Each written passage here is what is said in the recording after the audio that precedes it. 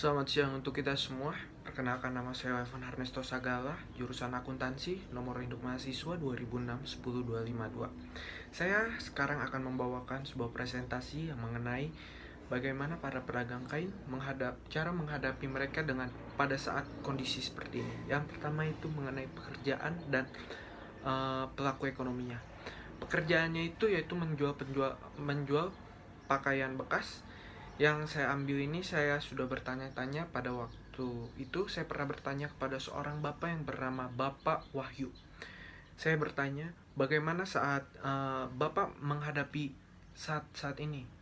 Kebetulan saya juga sedang mencari sebuah jaket levis, oleh karena itu saya bertanya-tanya.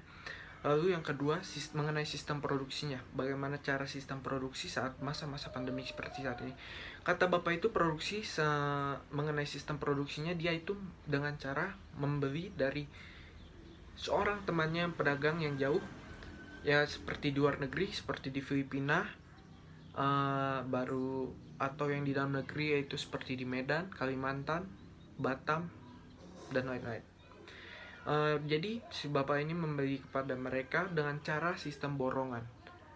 Dengan cara borongan mereka mengumpulkan dan mereka membeli, lalu akan diantarkan. Saat sudah sampai barang akan disortir, yaitu akan dipilah mana yang bagus, mana yang kurang, mana yang branded, mana yang tidak, akan dipisahkan lalu mereka akan mencucinya.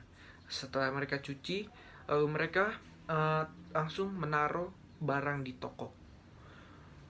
Begitulah cara mereka sistem produksi.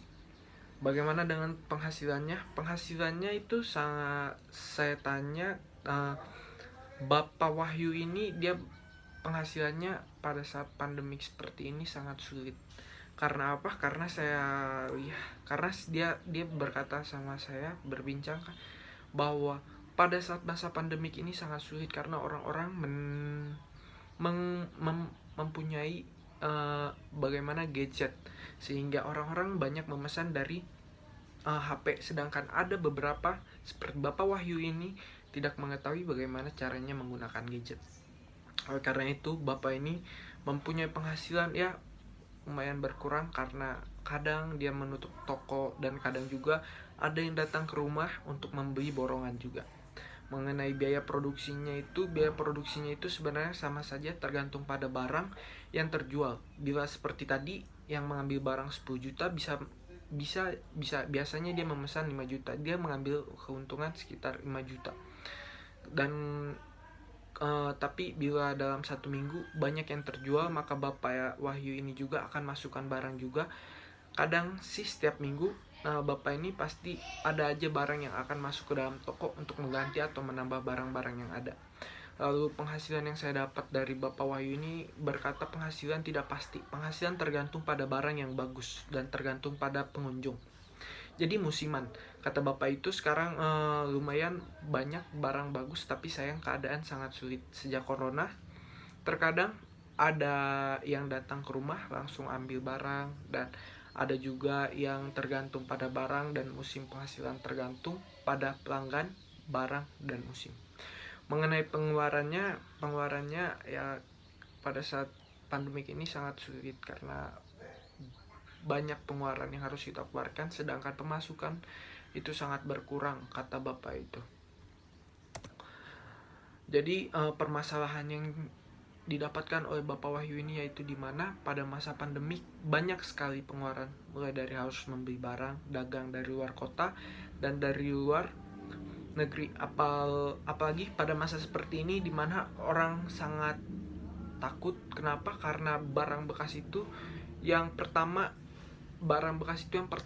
dan orang-orang takut ini membawa virus corona, sehingga banyak yang takut keluar. Dan bagaimana zaman semakin canggih, makin susah menjual barang karena banyak para pedagang yang bodoh akan teknologi, sehingga saingan mereka bukan hanya sesama pedagang tetapi online shop yang seperti kita ketahui pada zaman sekarang ini menjadi sebuah masalah bagi para pedagang yang tidak mengetahui bagaimana cara menggunakan online shop.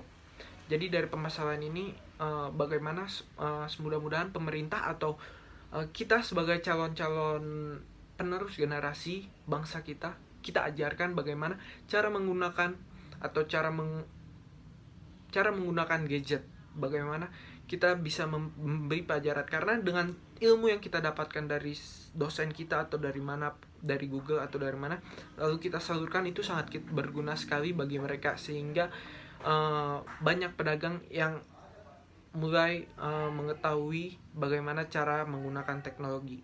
Sekian presentasi yang bisa saya dapatkan dan saya sampaikan kepada kalian. Semoga presentasi ini dapat bermanfaat. Terima kasih.